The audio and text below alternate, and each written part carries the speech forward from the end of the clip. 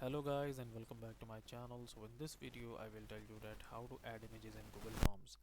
So first of all, open up your Google browser and then search for Google Forms here like this, and then click on this first link, and then from here click on this go to forms option, and then basically click on this blank option. If you don't see this page, you have to basically sign in with your Gmail account, so make sure that you are signed in with your Gmail account, and then click on this blank page here. And after clicking on this blank page here, okay, so there are basically different ways in which you can basically add image into the form.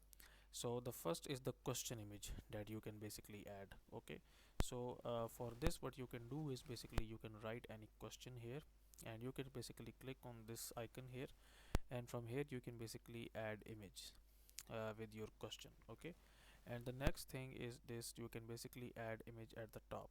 And how you can do this: you will click on the customize theme, header image, choose an image, and basically you can get all these stock images, and if you want to upload, you can upload from your PC as well.